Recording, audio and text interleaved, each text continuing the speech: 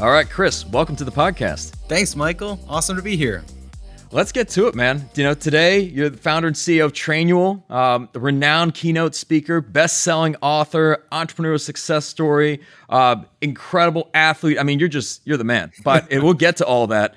But I'd love to just kind of hear about like your early experiences, perhaps like your upbringing that may have shaped you into the person you are today. Yeah, sure. So I'll go back to when I was a kid. So my dad was in the corporate world. He was like climbing the corporate ladder. He was traveling all the time, 5 days a week, never around.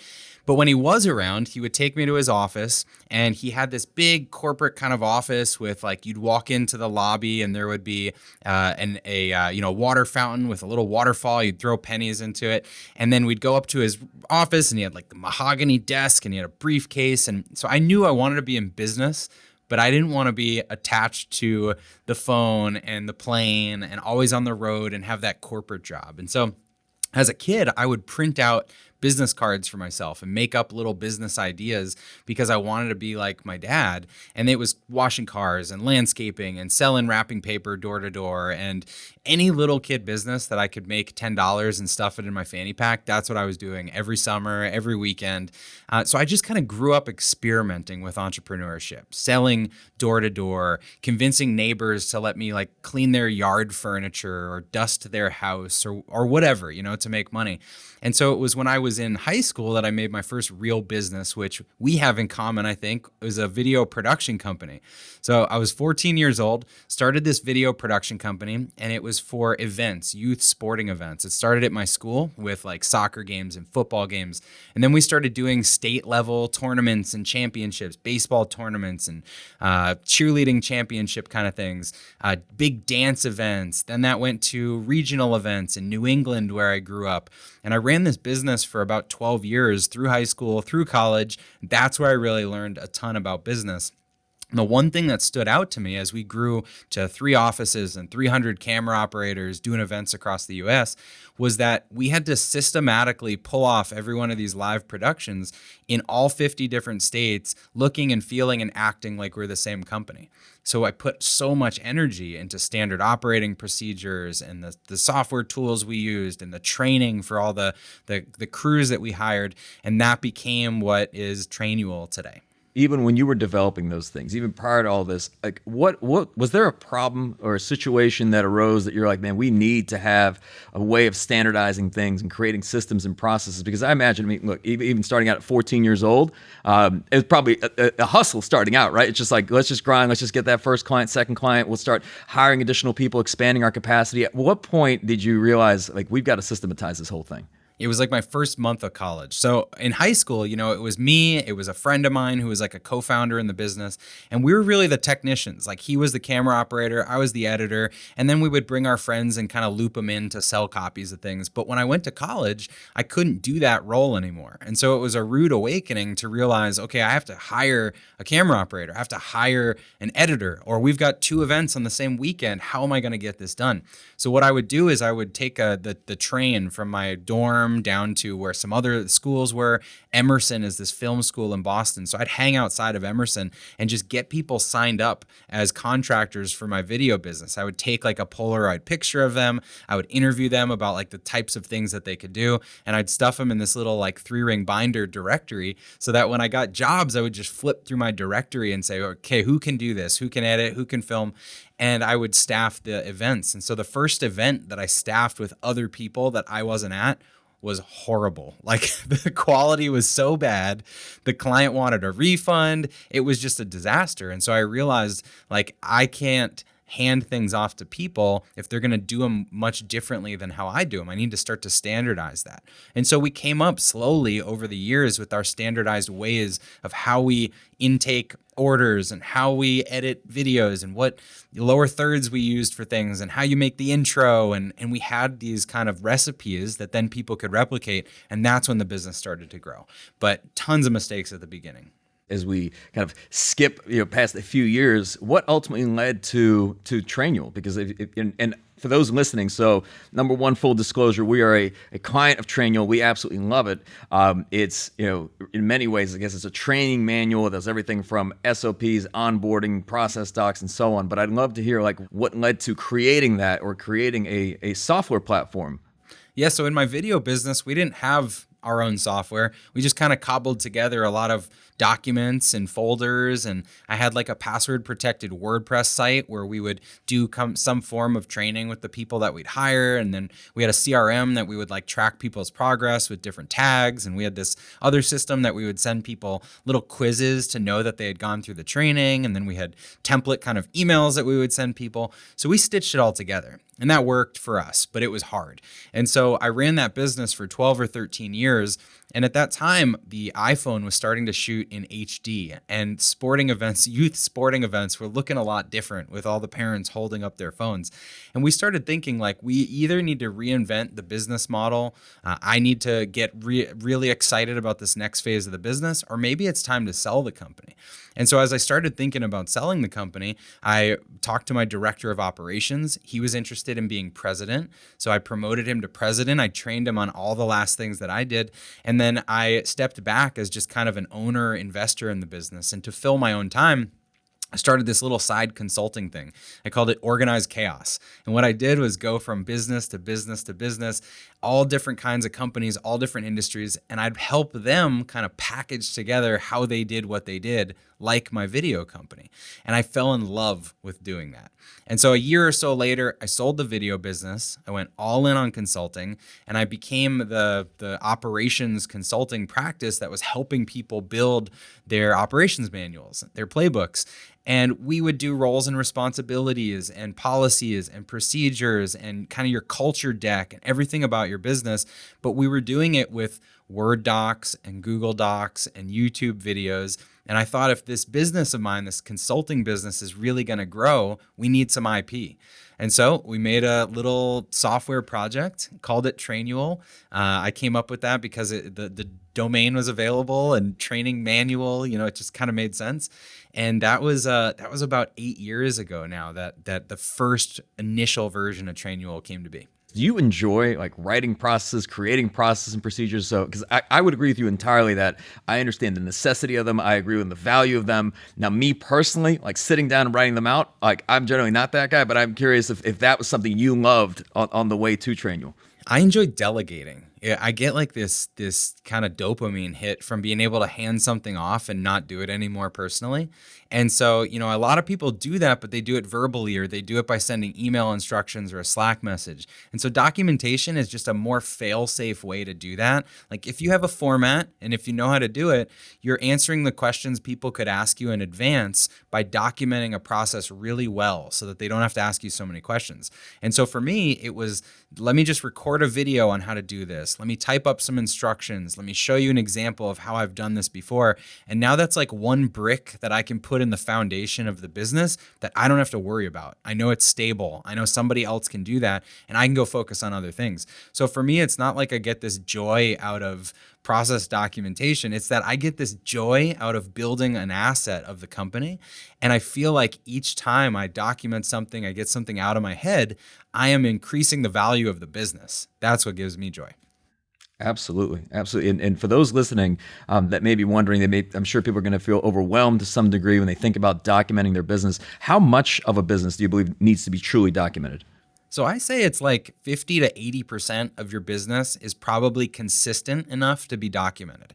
But then that other 20 to 50% is still experimentation and innovation. And things are changing in a business all the time.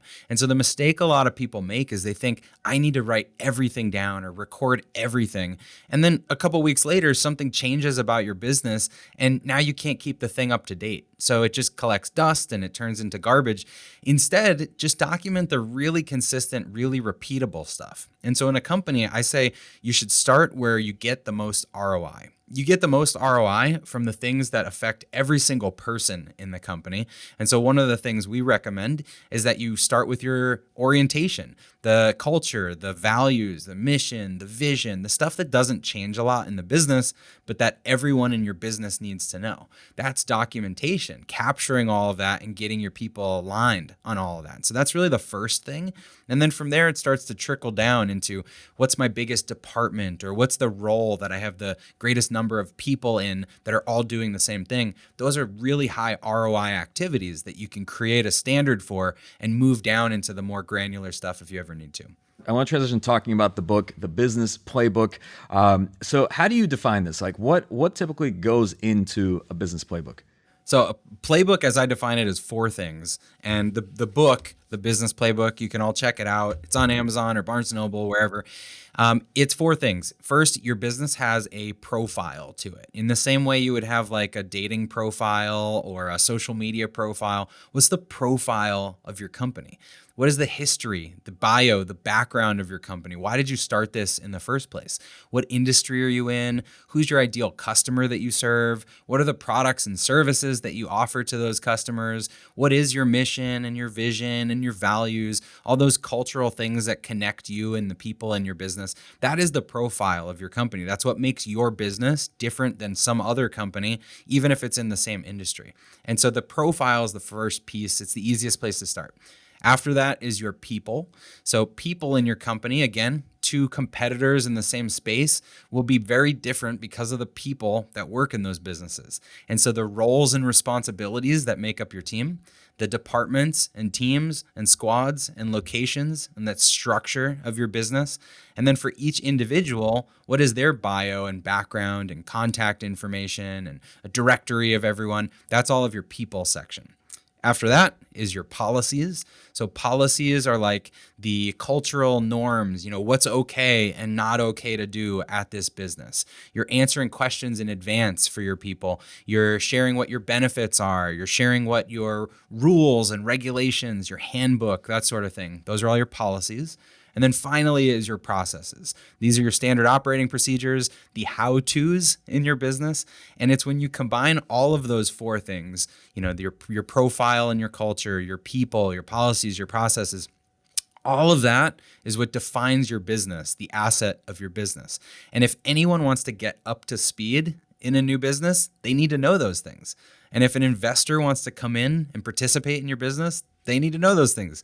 And if someday you want to sell your business, the buyer is going to need to know those things. And so what we're doing is just capturing all of the DNA of your company in one place. And that's what your playbook is. And I'm sure for those listening, I think everyone would agree, like this would be incredibly valuable to have for their organization. But how does somebody go about getting this done, right? And on average, I'm sure it varies by organization. How long does it take? Well, it depends a lot on the size of your company, but we've had people that sign up for our system and message us on a Saturday that they spent 12 hours doing this because somebody's starting on Monday and they just built the whole thing out and they fell in love with it, and that's a cool story. I think the more typical story is that it's like a 1 to 3 month kind of thing to really get the brunt of the work done. But then it's never done. It's like you invest a lot in the foundation and starting this, but then you're always going to be updating your policies, your processes, your roles and responsibilities. So it really is like a living, breathing thing.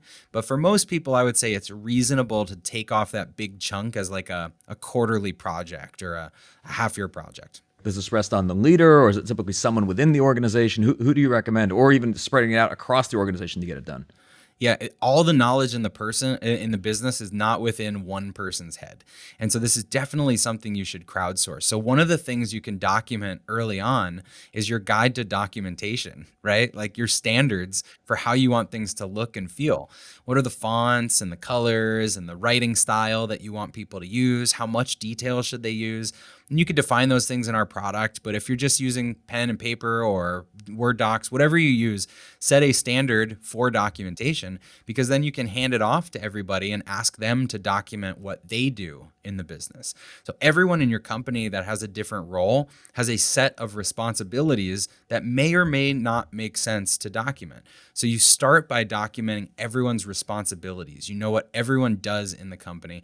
That's just good hygiene for a business. When you hired someone, you gave them a job description, and how much does that job description change over the next month or year or 10 years or whatever? It changes a lot. And so knowing what your responsibilities are is kind of the precursor to process. And then of those responsibilities, you say, are there things that a lot of different people are doing that we want to be done more consistently? Well, let's document that. Are there things that we want to hand off from one person's plate to another? Well, let's document that. Or are there things that we just do so often, so frequently in the business that they're really high risk if they're done wrong Let's document that. Those are the really high priority things to document. And then there's other things that, maybe just like it's done once in a while. We all kind of know how to take out the trash. We don't really need an SOP for taking out the trash. You don't have to worry about those things as much. So don't go crazy. Focus on the high priority stuff. What are some of the mistakes that people can make when they go about documenting their entire organization? First, too much detail. So nothing's worse than sitting down as a new employee and getting like a 500-page book slapped on your desk and say, read all of this. And I think we can overwhelm new employees like a fire hose of information. And so what I would suggest is first, don't document crazy amounts of detail. Document just enough to answer the basic questions. So I've got this formula in the book for like a perfect SOP, and it talks about like who's the owner of this thing in the business, how frequently is it done, what does it look like when it's done right, how long should it take me to do this thing, why is this important for the business, what are the steps, like that recipe is something that you can write down for every process in the company. But when you go into crazy amounts of detail that you're just tired of writing the process, then you're going to have this burdensome task that you just don't want to do. We actually rolled out this tool recently called Trainual Capture that just records what you're doing while you do it in your browser. And that's another great way to document, because whether it's a screen recording or our tool for capture, it doesn't take you much longer to document than it does to actually do the thing. You just push the record button and do it. And so I would say that documentation can happen in the background, and it doesn't have to be this gargantuan task that overwhelms you and doesn't get done. I think you also mentioned this in the book, but just writing down processes that aren't proven yet. So just making sure that they're battle tested. Yeah. I say don't write the way until there's a right way. If you're still trying to figure it out, then it doesn't make sense to write down the instructions, because you'd hand them to somebody and then you might change your mind next week, or it didn't work in the field. The customer didn't like that way of doing it. So now back to the drawing board and you throw the instructions in the trash. And so you really want to write procedures and policies, processes for things that are battle tested, for things that you've done consistently over and over and over again. And really the main motivation for documenting is delegating. It's like, I've been doing this thing over and over and over, and now I want to pass this responsibility to someone else, and they need to do it in the way that our customers expect. So now is when we write the instructions. If you don't want to delegate something, then there's little incentive to create the documentation, It's interesting thinking about just when you look at other organizations, Fortune 500s, and I think in the book you give the example of just even like fast food restaurants, right? Like let's say you go to a McDonald's in Arizona or McDonald's in Atlanta, the fries are cooked the same way, everything's done the exact same way. How do you go about actually utilizing this playbook and actually rolling it out to the team? What you mentioned, that fast food example, for me, I think back to the E-Myth, which was one of the first books I read. And Michael E. Gerber, who wrote the E-Myth, wrote the intro to my book, which was really cool. And in his book, he talked about how every company could have a franchise prototype, meaning like whether you want to franchise your business or not, if you were to franchise the company, what's that prototype, that operation that's just so fine-tuned, it runs really well, that you could scale to have more locations? And if you wanted to have more locations, you would need the operations manual, right? You would need a training manual of some kind to be able to hand to the operator of that next location. And so it was a big inspiration in creating Trainual, was now that you know you need to systematize, how do you actually get this done? And so we make it easy to do the work of documenting in the product. And we talked about like crowdsourcing it, getting a lot of people involved. But how do you actually roll it out to people? Well, the first thing is have a date, have a deadline of when you're going to roll out something. This can't be a task that just goes on forever. You have to set some kind of launch date for when you're going to put things out to the company. And I recommend doing it in phases. Like if you launch all of your company section and you get people bought in and aligned on your core values and on the company story, it's a really easy way for them to dip their toe in the water and say, okay, cool. Like I've heard that some of this stuff before, or maybe it's changed since I started, but now we're all speaking this common language. We're all coming from the same place. then your people can help a lot with building out their own roles and responsibilities. That's something that you can crowdsource before you do a lot of the detailed process documentation work. So you get them invited and you bring them in and have everybody document their own responsibilities. What do they do every day, every week, every month, every year? What are the regular tasks on their plate? Get their managers involved to make sure that there's alignment on that. And then you start to cherry pick the things that you want to document for the business. And when everybody's participating in this and everyone understands why we're doing this as a company, you start to get a lot of buy-in and you build momentum of people wanting to contribute, of people wanting to get their completion score to 100%. There's a little bit of a gamification there. And then they want to keep it that way. And so over time, anything you put in Trainual that you need to roll out to people, it's just a couple of clicks. You say this goes to everybody, or it goes to this team, or it goes to this role. It assigns it to them. It alerts them on their phone, their watch, their email. And then they log in and they get back to 100%. And so that's really why the system is great. It's for that accountability of, I know I'm up to speed on how the company does what it does. And I want to delve more into that in terms of the platform itself, just in terms of an online like software platform, because there's a lot of ways to do this. I think you've been really good in saying that, look, you could write out a bunch of documents and so on, but that seems incredibly messy. I mean, having it online means that it's accessible. You can search it. What are some of the other benefits? Yeah, so having it on online, first you can put all different media formats into it. So unlike paper or just like a standard Google Doc or something, you can embed videos, you can embed slides, you can put files within files, you could put maps or Spotify playlists and Instagram feeds or whatever you want. You can make it like kind of rich content with animated GIFs and just some fun stuff. So that's one. Two, you've got that accountability element of being able to actually assign and track that all of my people have seen this stuff, that they've seen the latest version, that it's up to speed. It tracks like the date it's last been updated, and it'll prompt people to update the content if it's 90 days old or untouched after a certain amount of time. There's repeat trainings you can do. So if there's something that you want all of your people to go through every year or every 174 days or whatever, you set that up in the system and it prompts them on those intervals to come back in and learn that thing. And then, like you said, everything's searchable on the mobile app, iOS, Android, and it's easy to find what you're looking for. We just rolled out this new thing that it's a browser extension for Google Chrome, Microsoft Edge.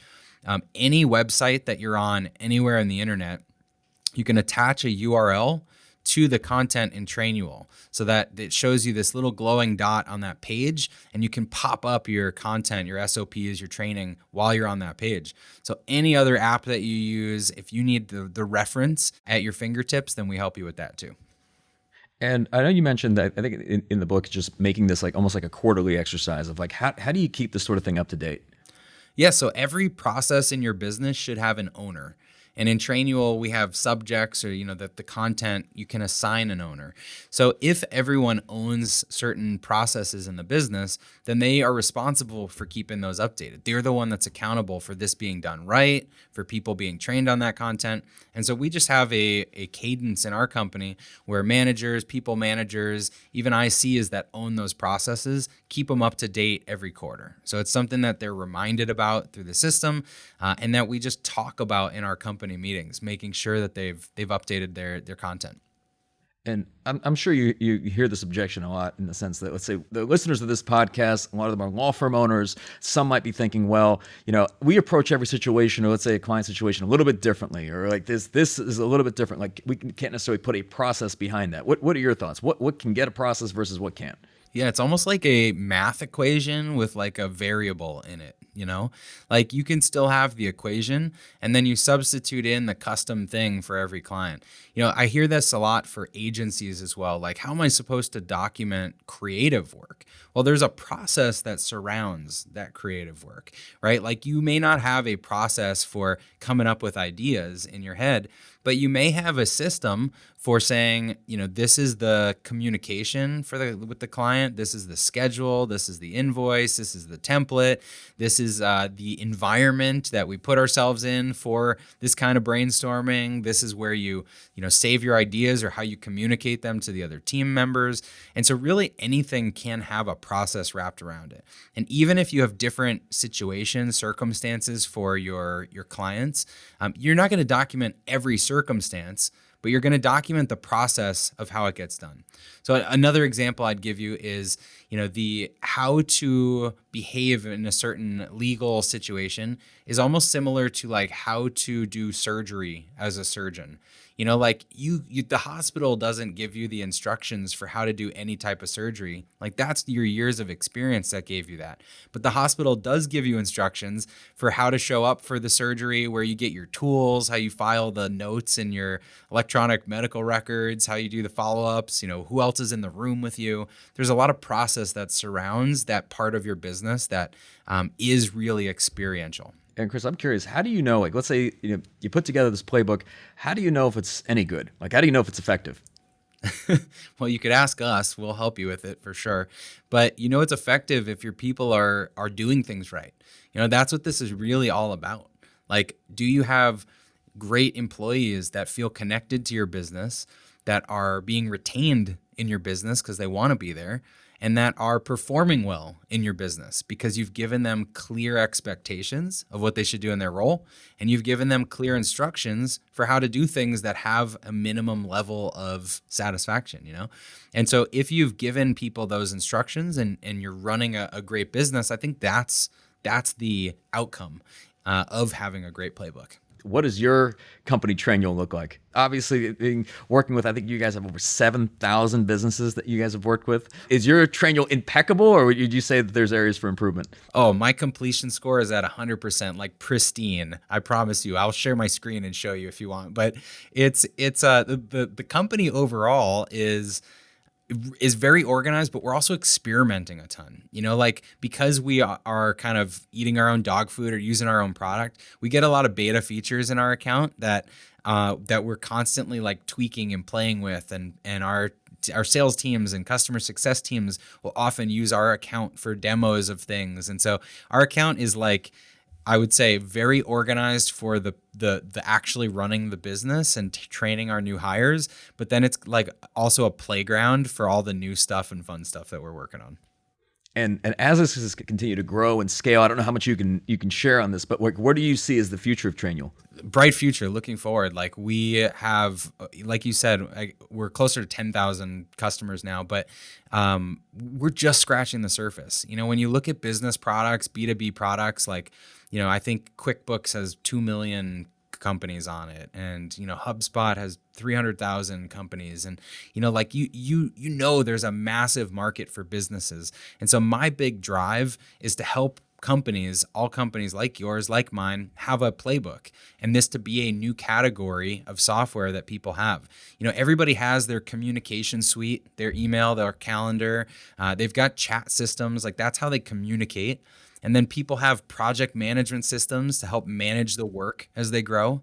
And then they get CRMs to manage their relationships as they start to have like repeat customers or a funnel. And they've got their financial systems to manage the business with payroll and accounting and all that. But what about like the knowledge of the company? That institutional knowledge that's just floating around in everyone's head. That is a category that has not been solved. There is no tool for that yet. And that's what we're trying to be. So I will say that you guys have a tremendous amount of like integrations, and I'm curious as to like how you recommend organizations best integrate Trainual into like just their ecosystem, whether they have another tech stack, a lot of the things that they're using. What are your thoughts on that? Yeah, so the easiest thing to plug in first is if you have a payroll system, an HRIS system, or an applicant tracking system. So any of those hiring tools or employee kind of system of records, if you have one of those, you can likely just link it straight to Trainual and it'll sync all of your people. It saves a lot of time first when you're getting started, but also if you ever had to terminate someone or change someone out of the business, it'll instantly shut off their access to Trainual as well. And so that relationship between that like system of record and the knowledge system, I think, is the easiest integration. And then the other ones, the other big ones are communication systems like Slack, being able to prompt people when there's something new or have them search for something where wherever they are.